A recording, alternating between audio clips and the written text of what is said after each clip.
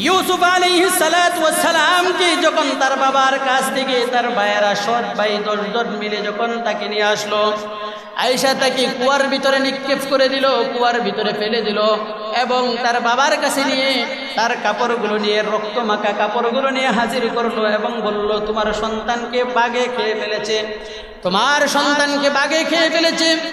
এভাবে যখন বাবাকে দুঃখা দিয়ে সন্তানগুলোকে মেরে ফেলেছে, ওই সময় ইউসুফ আলাইহিস সালাতু ওয়াস সালাম যখন মিশরের রাষ্ট্রনায়ক হলেন, ইয়াকুব আলাইহিস সালাতু ওয়াস সালাম ইউসুফ পয়গম্বরের বাবা যখন জানতে পারলেন তার সন্তান মিশরের জমিনের রাষ্ট্রপ্রধান হয়ে এসেছে, ওই সময় তার ভাইদের চিন্তা চেতনা ছিল, আমরা যেহেতু আমার বাবার কাছ থেকে আমার ভাইটাকে আলাদা করে ফেলেছি, আমরা তাকে মারার জন্য ষড়যন্ত্র করেছি, আজকে যেহেতু সে বিজয়ী বেশে এসেছে, আজকের এই দিনে মনে হয় আমাদের সকলকে হত্যা করে ফেলবে।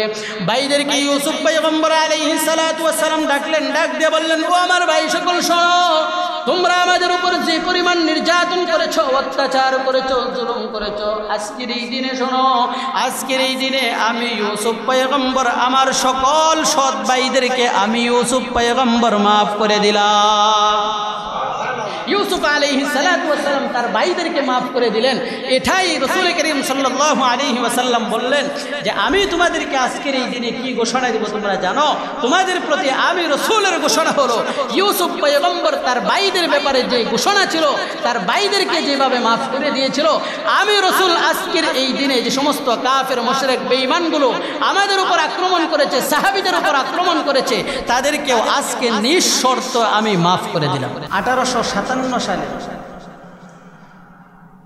শাহ আব্দুল আজিজ মুহাদ্দিসে দেহলভী রহমতুল্লাহ আলাইহি, মাহমুদুল হাসান দেওবন্দি রহমতুল্লাহ আলাইহি, ওনারা ওই সময় রেশমি রুমাল আন্দোলন এবং সিপাহী আন্দোলনের ডাক দিয়েছেন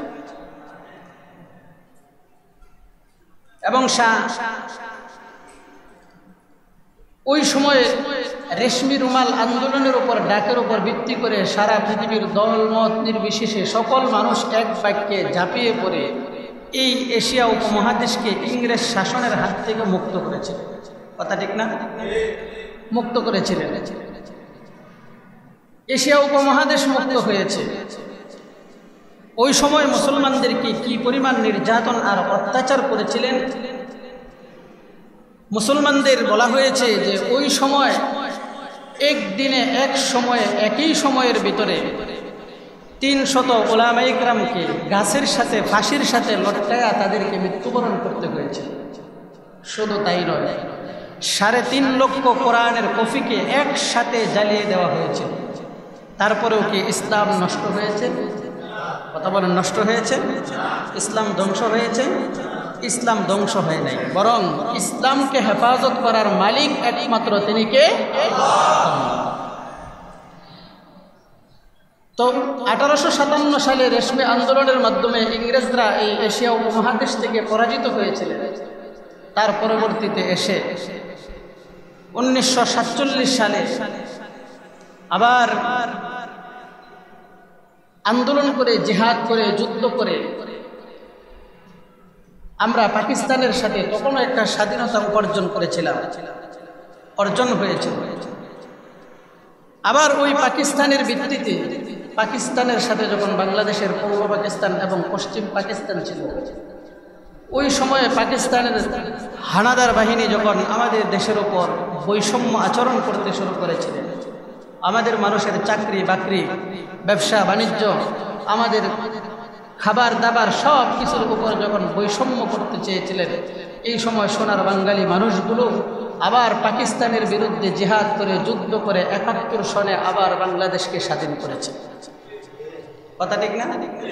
এই স্বাধীন রাষ্ট্রের ভিতরে, এই স্বাধীন দেশের ভিতরে মানুষ যে যার উপরে যেভাবেই জুলুম করুক, অত্যাচার করুক, এদেশের মানুষ প্রমাণ করে দিয়েছে অত্যাচার আর জুলুম, মানুষ নির্যাতন, এই সব কিছুকে অপেক্ষা করে একভাবে না একভাবে স্বাধীন করে। কথা ঠিক না? এটা বিএনপি পারে নাই, হেফাজত পারে নাই, জামাতে ইসলাম পারে নাই, যেটা আমাদের দেশের ছাত্র সমাজ আমাদেরকে দেখিয়ে দিয়েছে। এই জুলুম আর অত্যাচার আর এই নির্যাতন থেকে আমাদের ছাত্র সমাজ আমাদের এই দেশকে হেফাজত করেছে। কথা ঠিক না? হেফাজত করেছে। আমাদের সর্বপ্রথম করণীয় কি? প্রিয় হাজিরিন, আমরা জানি রাসূল করিম সাল্লাল্লাহু আলাইহি ওয়াসাল্লাম মক্কার জমিনে ছিলেন। মক্কার জমিনে থাকা অবস্থায় আল্লাহর নবীর উপর এত পরিমাণ নির্যাতন আর নিপীড়ন করা হয়েছিল। রাসূল করিম সাল্লাল্লাহু আলাইহি ওয়াসাল্লাম মক্কার জমিনে যখন ছিলেন, ওই সময় রাসূলের, আমি পূর্বেও বলেছি, রাসূলের পরিচয় ছিল একজন স্বাভাবিক ধর্মপ্রচারক। কথা ঠিক না? কাফের মুশরিকগুলো রাসূলকে এত পরিমাণ অত্যাচার করেছিলেন, তার মাথার উপরে উটের নারী বুড়ি পচা এগুলো মাথার উপরে দিয়ে চাপ দিয়ে রাখতেন। রাসূল যেদিকে যাইতেন রাসূলকে পাগল বলে আখ্যা দিতেন। রাসূল যেদিকে যাইতেন সেদিকেই মানুষ তাকে আক্রমণ করতেন।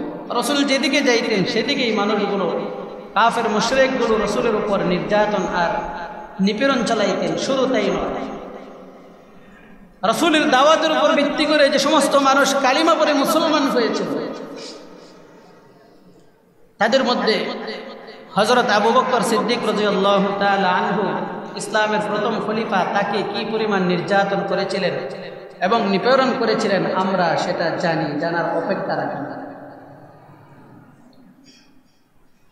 আল্লাহর নবী সরকার দু আলম নবী মুহাম্মদুর রাসূলুল্লাহ সাল্লাল্লাহু আলাইহি ওয়াসাল্লাম মক্কার জমিনে যখন কালিমার দাওয়াত দিতে মানুষের মাঝে শুরু করলেন, নবীজির দাওয়াতে ইসলাম ধর্ম গ্রহণ করে দলে দলে মানুষগুলো যখন আসতেছিলেন, ওই সময় বেলাল হাবশী নামক একজন ব্যক্তি, যার চেহারা ছিল কুচরি এবং কালো একজন ব্যক্তি, বেলাল হাবশী, ওই বেলাল হাবশী রাদিয়াল্লাহু তাআলা আনহুর উপর তার মনিব, তার মালিক উমাইয়া কি পরিমাণ নির্যাতন করেছিলেন কিতাবের ভিতরে পাওয়া যায়। হযরত বেলাল হাবশী রাদিয়াল্লাহু তাআলা আনহু যখন ইসলাম ধর্ম গ্রহণ করলেন, ইসলাম ধর্ম গ্রহণ করার পরে বেলাল হাবশী রাদিয়াল্লাহু তাআলা আনহুকে উমাইয়া ডাক দিয়ে বলে, বেলাল শোন, তুই আমার একজন গোলাম, তুই আমার একজন গোলাম, আমার অধীনস্থ। আমি তোর কাছে ঘোষণা করলাম, তুই আব্দুল্লাহর পুত্র মুহাম্মদের উপর হাত রেখে কালিমা পড়ে যে ধর্ম গ্রহণ করেছো, ওই ধর্মটুকু তুমি ছেড়ে দাও। যদি না ছাড়ো, আমি উমাইয়া তোমাকে এত পরিমাণ শাস্তি আর নির্যাতন আর স্টিম রোলার তোমার উপরে চালাবো যা তুমি সহ্য করতে পারবে না।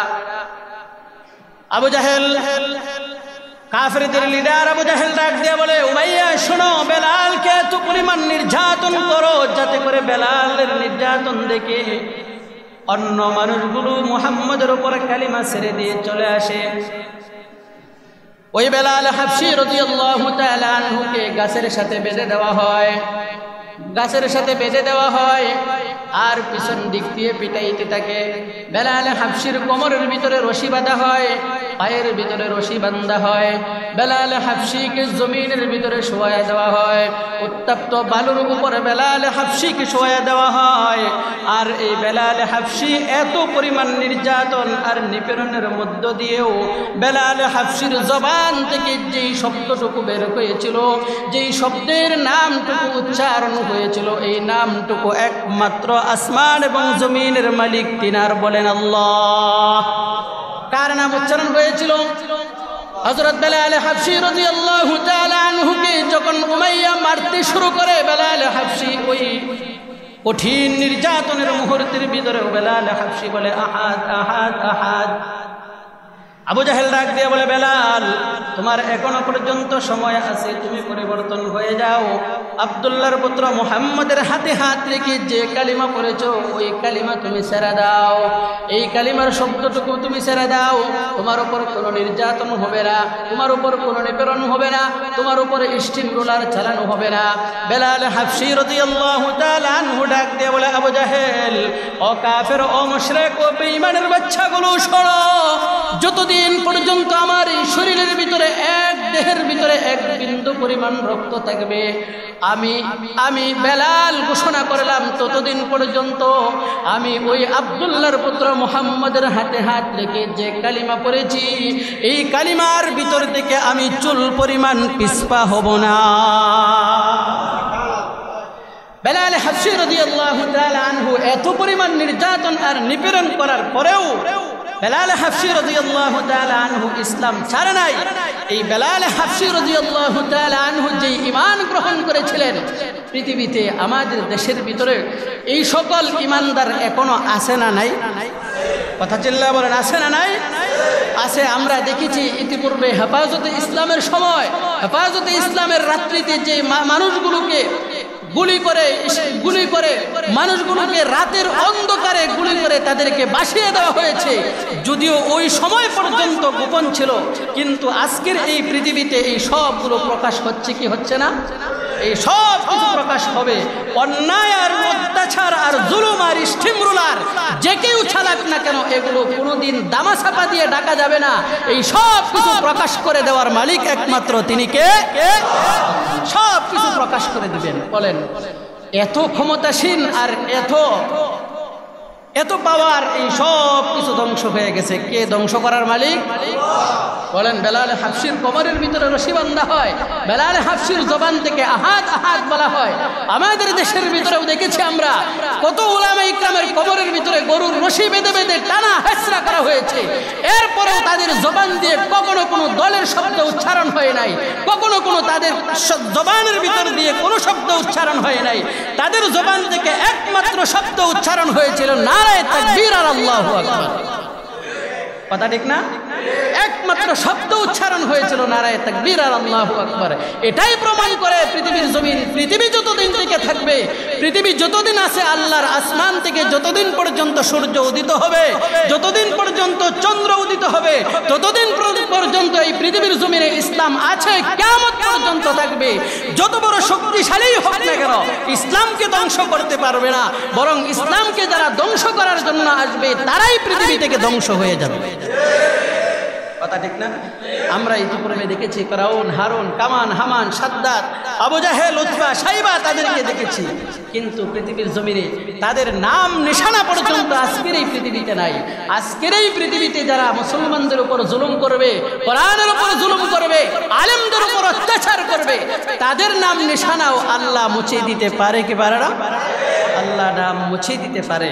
এজন্য ভাই, যে পর্যায়ে আছে না কেন, জুলুম করার পরে এই জুলুমের পরিণতি আল্লাহ একদিন এই জমিনের ভিতরে প্রকাশ করেই ছাড়বে ইনশাআল্লাহ। এজন্য আমরা প্রায় সময় বলতাম, আল্লাহ ছেড়ে দেন কিন্তু আল্লাহ ছাড় দেন কিন্তু কাউকে ছেড়ে দেয় না। কথা ঠিক না? আল্লাহ ছাড় দেন কিন্তু কাউকে ছেড়ে দেয় না। প্রিয় হাজরিন, রাসূল করিম সাল্লাল্লাহু আলাইহি ওয়াসাল্লাম যখন মক্কায় হিজরত করে, মক্কা থেকে হিজরত করে মদিনায় চলে গেলেন, মদিনা থেকে যখন রাষ্ট্রনায়ক হয়ে আবার মক্কার জমিনের দিকে ফিরে আসলেন, ওই সময় রাসূল করিম সাল্লাল্লাহু আলাইহি ওয়াসাল্লামকে যারা পৌত্তলিক ছিল, যারা মূর্তি পূজারক ছিল, যারা রাসূলের উপর নির্যাতন করেছে, নিপীড়ন করেছে, আঘাত করেছে, সাহাবীদেরকে এত পরিমাণ নির্যাতনার, এত পরিমাণ অত্যাচার করেছে, তাদের বিষয়ে রাসূল কি ভাষণ দিয়েছিলেন, তাদের বিষয়ে রাসূলের বক্তব্য কি ছিল, এটা আজকে পর্যন্ত কোরআনের ভিতরে আল্লাহ প্রকাশ করে দিয়েছে। আজকের এই পৃথিবীতে রাসূলের আদর্শ যারা মেনে চলে, রাসূলের আদর্শ মেনে যারা চলে, রাসূলের এই ভাষণ আজও পর্যন্ত তাদের জন্য শিক্ষণীয় হয়ে কিয়ামত পর্যন্ত থাকবে। কথা ঠিক না? কিয়ামত পর্যন্ত থাকবে। রাসূল করিম সাল্লাল্লাহু আলাইহি ওয়াসাল্লাম মক্কার জমিনে যখন বিজয়ী বেশে আসলেন, ওই সময় রাসূলের কাছে রাষ্ট্রীয় ক্ষমতা ছিল, রাসূলের কাছে সব ক্ষমতা ছিল, রাসূলের কাছে অস্ত্রধারী ছিল। রাসূল কোন দিক দিয়ে কম ছিলেন না। মদিনার যত সম্পদ, মক্কার যত সম্পদ, এই সব কিছু রাসূলের কাছে ছিল। আর ওই সময় মূর্তি পূজারক যারা রাসূলকে আঘাত করেছে, যারা রাসূলের উপর নির্যাতন করেছে, তারা এভাবে একের পর এক দলে দলে পালাইতে শুরু করলো। কিছু কিছু কাফের ওই সময় গিয়ে মক্কার আরবের গড়ের ভিতরে গিয়ে, বাইতুল্লাহর ভিতরে গিয়ে তারা আশ্রয় দিল। আর রাসূল করিম সাল্লাল্লাহু আলাইহি ওয়াসাল্লাম মক্কার জমিনে অবতরণ করলেন। কাফের মুশরিকদের চিন্তা চেতনা ছিল, যে রাসূলের উপর আমি 13টা বছর পর্যন্ত, আমরা 13 বছর পর্যন্ত এত পরিমাণ নির্যাতন করেছি আর নিপীড়ন করেছি, এই রাসূল মনে হয় আজকে আমাদেরকে কচু কাটা করে শেষ করে। মানুষের চিন্তা চেতনা ছিল এরকম। আল্লাহ তাআলা বিজয়ের পরে রাসূলের উপর আয়াত নাজিল করে জানিয়ে দিলেন। আল্লাহ তাআলা বলেন, ইযা জাআ নাসরুল্লাহি ওয়াল ফাতহ ওয়া রাআইতান নাসা ইয়াদখুলুনা ফী দীনিল্লাহি আফওয়াজা ফাসাব্বিহ বিহামদি রাব্বিকা ওয়াস্তাগফিরহু ইন্নাহু কানা তাওয়াবা। আল্লাহ তাআলা রাসূল করিম সাল্লাল্লাহু আলাইহি ওয়াসাল্লামকে জানিয়ে দিলেন, ইযা জাআ নাসরুল্লাহি ওয়াল ফাত। আল্লাহ তাআলা বিশ্ব নবী সরকার দু আলমকে জানিয়ে দিলেন, আগো রাসূল, ইযা জাআ নাসরুল্লাহি ওয়াল ফাত, আপনি যখন দেখবেন আল্লাহর পক্ষ থেকে আপনার উপর সাহায্য আসছে, বলেন তো দেখি সাহায্য করার মালিক তিনি কে? আরো চিল্লায় বলেন, সাহায্যের মালিক তিনি কে? সাহায্য করার মালিক হলেন তিনি আল্লাহ। আল্লাহ তাআলা বলেন, বান্দা রাসূলকে ডাক দিয়ে বলেন, ওগো রাসূল, আপনার উপর যখন আল্লাহর পক্ষ থেকে সাহায্য আসবে, ওরাইতান নাস ইয়াদখুলুনা ফি দীনিল্লাহি আফওয়াজা, ওই সময় মানুষগুলোকে যখন দেখবেন, ওরাইতান নাস, যখন আপনি দেখবেন মানুষগুলো দলে দলে ইসলামের উপর ঢুকতেছে, মানুষগুলো দলে দলে ইসলামের উপর ঢুকতেছে, প্রবেশ করতেছে, ওই সময় মানুষগুলোকে যখন দেখবেন দলে দলে সকল মানুষগুলো আপনার দিন ইসলাম গ্রহণ করতেছে, কোন সময়? যেই সময় আপনি বিজয়ী বেশে মক্কার জমিনে আগমন করেছেন, আগো রাসূল, ওই সময় আপনি দেখবেন মানুষগুলো ইসলামের ভিতরে দলে দলে প্রবেশ করে, ওই সময় আপনার জন্য করণীয় কি? আল্লাহ তাআলা বলেন, ফাসাব্বিহ, এক নম্বর হলো ফাসাব্বিহ বিহামদি রাব্বিকা, আপনার রবের উপর পবিত্রতা উপার্জন করবেন, আপনার রবের পবিত্রতা বর্ণনা করবেন, তাসবিহ আদায় করবেন, ওয়াস্তাগফিরহু, এবং ইস্তিগফার করবেন, ইন্নাহু কানা তাওয়াবা, আল্লাহ তাআলা হলেন সবচেয়ে বড় ক্ষমাশীল। বলেন, পৃথিবীতে ক্ষমাশীল একমাত্র তিনি কে? আরো চিল্লায় বলেন, ক্ষমাশীল তিনি কে? আল্লাহ তাআলা রাসূলকে বলেন, মুফাসসিরিন ইকরাম এই আয়াতের ব্যাখ্যার ভিতরে বিজয় উপার্জন করার পরে মানুষগুলোকে তিনটা নির্দেশনা দিয়েছেন। এক নম্বর হলো আল্লাহ তাআলা বোঝাইতে চেয়েছেন, ও পৃথিবীর মানুষগুলো শোনো, তোমাদের যে কোনো বিষয়ে, যে কোনো উপায়ে, যে কোনো জায়গার ভিতরে যখন তোমাদের উপর বিজয় আসবে, তোমাদের উপর যখন বিজয়ের সম্মুখীন হয়ে তোমরা যাবে, ওই সময় তোমাদের জন্য করণীয় হলো এক নম্বর তাসবিহ আদায় করবে, ফাসাব্বিহ বিহামদি, এক নম্বর হলো বান্দা তুমি তাসবিহ আদায় করবে, দুই নম্বর হলো তোমার রবের প্রশংসা করবে। মুফাসসিরিন ইকরাম বলেন, এক নম্বর হলো তোমার রবের তাসবিহ আদায় করবে, দুই নম্বর হলো তোমার রবের প্রশংসা করবে। বলেন, আল্লাহকে এই জায়গায় বলছেন যে তুমি সফলতা অর্জন করার পরে, বিজয় অর্জন করার পরে মানুষের ওপর অত্যাচার করবে, জুলুম করবে, মানুষের বাড়িঘর ভেঙে দিবে, এই নির্দেশ আল্লাহ দিয়েছেন? কথা বলেন, এই নির্দেশ কি আল্লাহ দিয়েছেন? আল্লাহ এই নির্দেশ দেয় নাই, বরং তুমি বিজয় উপার্জন করার পরে তুমি মানুষের বাড়ি ভেঙে দিবে, মানুষের ঘর ভেঙে দিবে, মানুষের মূর্তির উপর আঘাত করবে, মানুষের এই দেশের ভিতরে যে সমস্ত হিন্দু, খ্রিস্টান, বৌদ্ধ আছে তাদের উপর আক্রমণ করবে। এই শিক্ষা রাসূল আপনাকে আমাকে, আল্লাহ আপনাকে আমাকে এই শিক্ষা দেয় নাই। কথা ঠিক না? যদি আমি মুসলমান হয়ে থাকি, যদি আমি রাসূলের উম্মত হয়ে থাকি, যদি আমি কোরআনকে বিশ্বাস করি, তাহলে আমি কোশ্চিন কালেও কারো উপরে আঘাত করতে পারি না। কথা ঠিক না? এজন্য আমরা দেখেছি ঢাকা শহরের ভিতরে, ঢাকা শহর সহ সারা দেশের ভিতরে দেখেছি হেফাজতে ইসলাম, জামাতে ইসলাম সহ যত ইসলামিক দলগুলো আছে, সকল নেতাদের বক্তব্য একটাই, আমাদের দেশের ভিতরে হিন্দু থাকবে, খ্রিস্টান থাকবে, বৌদ্ধ থাকবে। যেই সময়ের সম্মুখীন আমরা হয়েছি, এই সময়ের ভিতরে যেই সময়টা আমাদের সামনে পার হচ্ছে, যেই সময়ে দেশের কোনো প্রশাসন নাই, যেই সময়ে থানাগুলো বন্ধ, যেই সময়ে রাস্তাঘাটে কোনো প্রশাসন খুঁজে পাওয়া যাচ্ছে না, মানুষের কোনো বিচারের জায়গা খুঁজে পাওয়া যাচ্ছে না, ওই সময় আমরা দেখেছি আমাদের দেশের সোনার ছেলেরা, ঢাকা শহরের ভিতরে আমার দেশের সোনার ছেলেরা, যেই ছেলেদের রক্তের বিনিময়ে দেশ নতুন করে আবার স্বাধীন হয়েছে, ওই দেশের ভিতরে আমার সোনার ছেলেরা সুন্দর করে ট্রাফিকের কাজ করছে। কথা ঠিক না?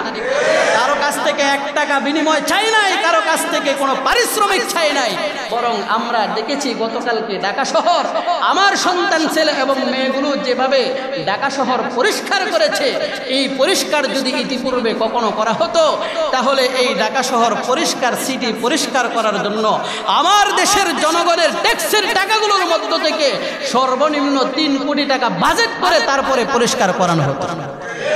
কথা ঠিক না? কথা বলেন, কথা ঠিক না? এগুলো সব আমার দেশের সোনার ছেলেরা আমাদের সামনে সব প্রকাশ করে দিয়েছে, যেটা আমাদের দেশের কোনো শক্তিশালী রাজনৈতিক দল পারে নাই, এটা যুব সমাজ এবং ছাত্র সমাজ আমাদেরকে উপহার দিয়েছে। কথা ঠিক না? সম্মানিত হাজিরিন, আমাদেরকে উপহার দিয়েছে, কিন্তু ইসলাম এই কথা বলে না, ইসলাম এই শিক্ষা আমাদেরকে দেয় না যে তুমি বিজয়ী হওয়ার পরে তুমি হিন্দুদের মূর্তির উপরে আঘাত করবে, তুমি বিজয়ী হওয়ার পরে তুমি খ্রিস্টানদের গির্জায় আঘাত করবে, তুমি বিজয়ী হওয়ার পরে তুমি বিধর্মীদের উপর আক্রমণ করবে। এই শিক্ষা তোমাকে আমাকে ইসলাম কোনোদিন দেয় নাই, এবং রসুলের আদর্শ থেকে এই শিক্ষা কোনোদিন পাওয়াও যায় নাই। কথা ঠিক না?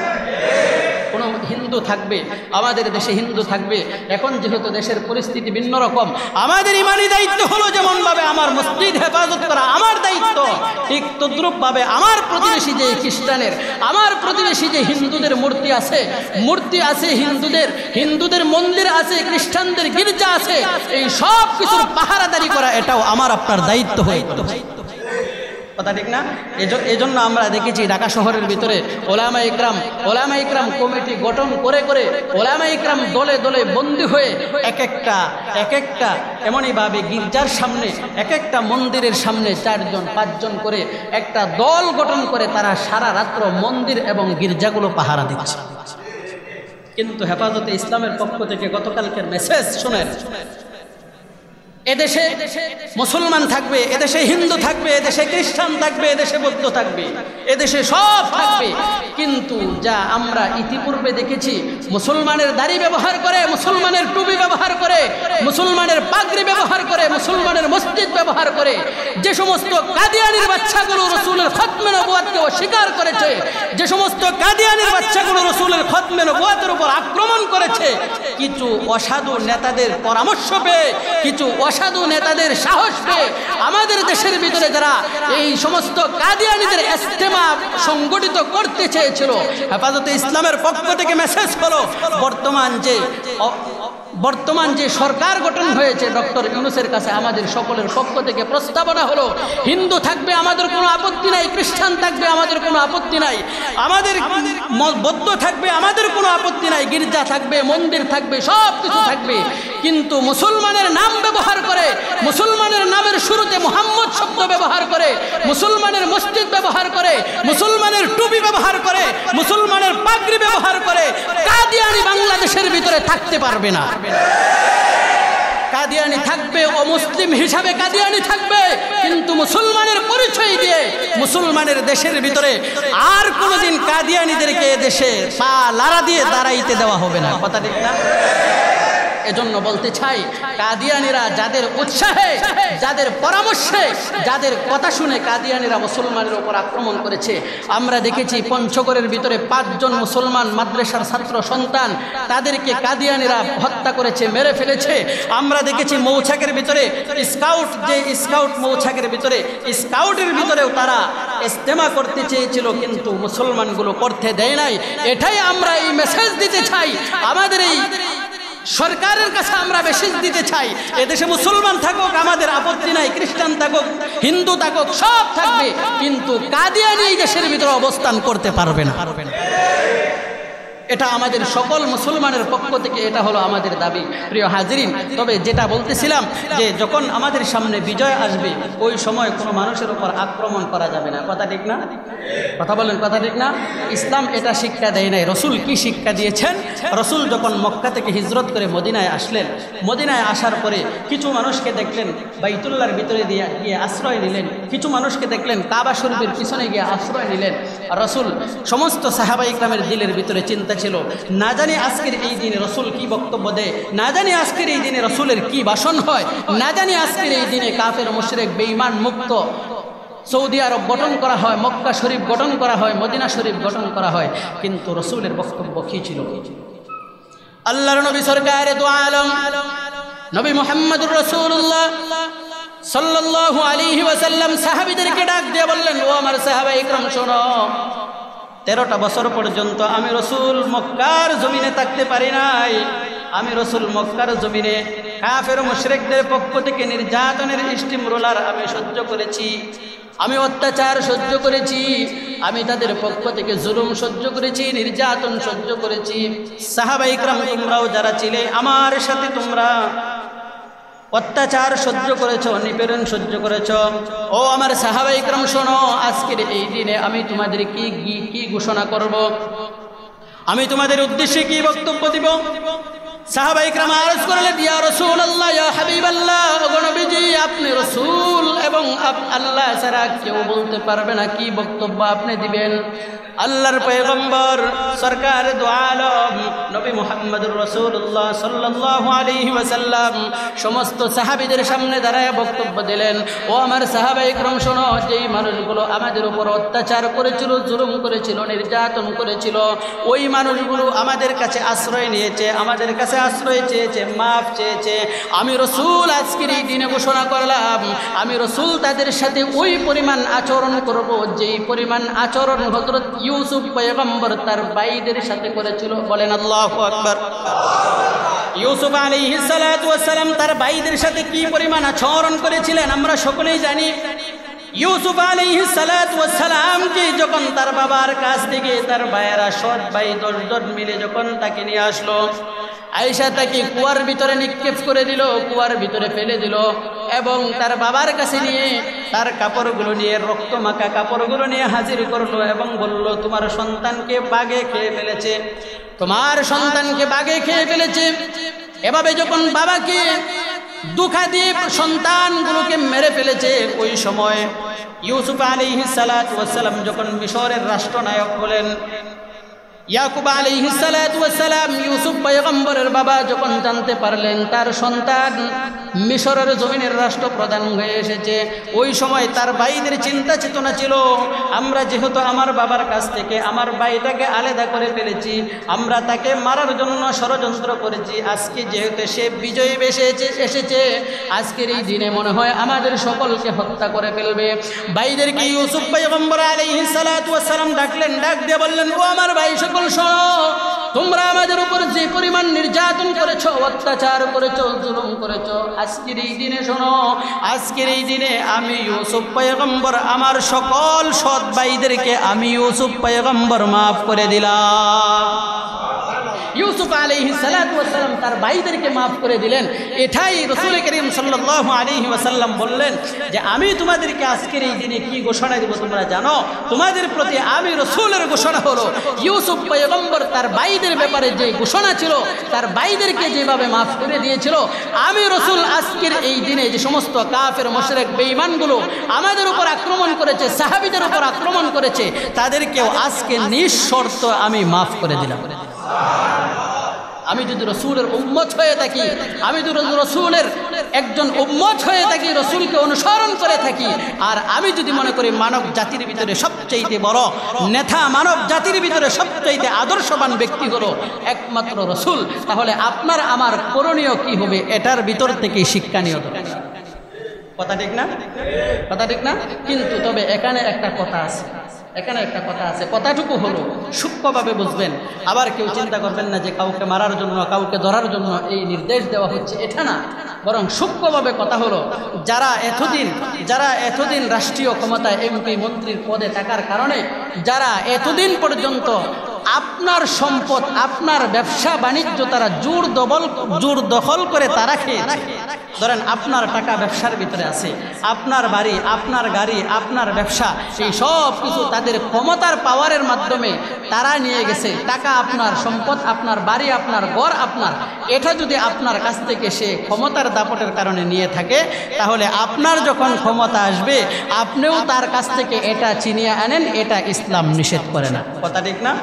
এটা ইসলাম নিষেধ করে না। কিন্তু মুসলমানের জন্য সবচেয়ে বড় পাওয়া হলো আপনাকে একজন আঘাত করেছে, আপনি তাকে মাফ করে দিবেন। এর চাইতে ভালো পৃথিবীতে আর কিছু নাই। কথা ঠিক না? এর চাইতে ভালো পৃথিবীতে আর কিছু নাই। কিন্তু তবে আমাদের দেশের সমন্বয়কারী ছাত্রদের প্রতি আমাদেরকে নির্দেশ থাকবে, আমাদের পক্ষ থেকে মেসেজ থাকবে, আমাদের পক্ষ থেকে ঘোষণা থাকবে, যাতে করে আমরা এতদিন যার বিরুদ্ধে আন্দোলন করেছি, যার বিরুদ্ধে সংগ্রাম করেছি, আমরা ইন্ডিয়া থেকে আমাদের দেশকে আজাদ করতে চেয়েছি। কথা ঠিক না? ইন্ডিয়ার যে শাসন ছিল আমাদের দেশের ভিতরে, এটা আমরা চেয়েছি এই দেশ থেকে যাতে তাদের ষড়যন্ত্র থেকে আমরা যাতে মুক্ত থাকি। কিন্তু আমাদের দেশের সমন্বয়ক যারা আছে, তোমাদের প্রতি আমাদের পক্ষ থেকে মেসেজ থাকবে, আমরা ইন্ডিয়ার পক্ষ থেকে আজাদ করেছি, আমরা আমেরিকার কাছে যেন আবার পরাধীন না হয়ে যায়। কথা ঠিক না? কোনো ষড়যন্ত্রের মাধ্যমে যাতে করে আমরা কোনোভাবেই আমেরিকার কাছে আবার যেন কোনোভাবেই আমাদের ইসলাম ধ্বংস না হয়ে যায়, এটার প্রতি আমাদেরকে সর্বোচ্চ সোচ্চার থাকতে হবে। কথা ঠিক না? আমরা এতদিন পর্যন্ত যেই বিষয়ের ভিতরে ছিলাম এই বিষয় থেকে আমরা নিরাপদ পেয়েছি। এখন আমাদের করণীয় হলো তিনটা। 1 নম্বর হলো আল্লাহর পক্ষ থেকে আল্লাহর উপর তাসবিহ আদায় করা। 2 নম্বর হলো আল্লাহর পক্ষ থেকে আল্লাহর নামের উপর পবিত্রতা বর্ণনা করা। বলেন, পৃথিবীতে আমাদেরকে ক্ষমতা দেওয়ার মালিক তিনি কে? আর চিল্লায় বলেন, তিনি কে? ক্ষমতার মালিক হলেন আল্লাহ, বেইজ্জতি করার মালিক হলেন আল্লাহ। আপনি আর আমি যে আপনার উপরে জুলুম করেছে, 16 বছর 17 বছর পর্যন্ত আলেমদের উপর জুলুম করেছে, যাই করেছে, এই সব কিছুর পরে আমি যদি 16 মিনিট 16 সেকেন্ড একজনের উপর জুলুম করে থাকি করি, তাহলে হতে পারে আল্লাহ তাআলা আপনার আমার নামটাকেও ওই জুলুমের খাতায় উঠাইয়া দিতে পারে। কথা বলেন ঠিক না? উঠায় দিতে পারে। এই জন্য আমিও সর্বোচ্চ সোচ্চার থাকবো যাতে করে আমার মাধ্যমে কোনো জুলুম, আমার মাধ্যমে কোনো নির্যাতন, আমার মাধ্যমে কোনো অত্যাচার যাতে আমাদের দেশের ভিতরে, আমাদের সমাজের ভিতরে না হয়। সর্বোচ্চ আমাদের দেশে যতক্ষণ পর্যন্ত একটা সুন্দর সরকার গঠন না হবে ততক্ষণ পর্যন্ত আমরা যার যার অবস্থান থেকে সবাই সোচ্চার থাকতে হবে, যাতে করে কারো উপরে কোনো আঘাত না আসে, যাতে করে কোথাও কোনো রাহাজানি, কোনো মারামারি, কাটাকাটি, হানাহানি না আসে। সামাজিক নেতৃবৃন্দ আপনারা যারা আছেন এটার প্রতি সর্বোচ্চ খেয়াল রাখবেন। আল্লাহ তাআলা আমাদের এই দেশটাকে যেন মদিনার সোনার দেশ হিসাবে আমাদেরকে পরিণত করে। সকল প্রকার জুলুম নির্যাতন থেকে আমাদের সকলকে যেন আল্লাহ তাআলা হেফাজত করেন। সকলে পড়ি আমিন। আল্লাহ তাআলা যেন এই দেশের মানুষগুলোকে, এই দেশের মানুষগুলোর জান মাল ইজ্জত এবং জান মাল ইজ্জত আবরু সহ এই সব কিছুকে যেন আল্লাহ তাআলা হেফাজত করেন। সকলেই পড়ি আমিন। আল্লাহ তাআলা যেন আমাদেরকে সুন্দর একটা রাষ্ট্র, আমরা যেন সব কিছু ভুলে গিয়ে, ভেদাভেদ ভুলে গিয়ে আমাদের দেশকে ভালোবেসে আমরা যেন একে অপরের সহযোগী হয়ে একে অপরকে ভালোবেসে যেন আমরা সুন্দর একটা এই দেশ সোনার দেশ হিসাবে আমরা গড়তে পারি। আল্লাহ তাআলা আমাদের সকলকে সেই তৌফিক দান করেন। সকল প্রকার মারামারি, কাটাকাটি, হানাহানি আল্লাহ তাআলা যেন আমাদের এই দেশ থেকে মুক্ত করে দেন। সকলেই পড়ি আমিন। ওয়া আখিরু দাওয়ানা আলহামদুলিল্লাহি রাব্বিল আলামিন। যারা সুন্নাত পড়েন চেয়ারে কাছে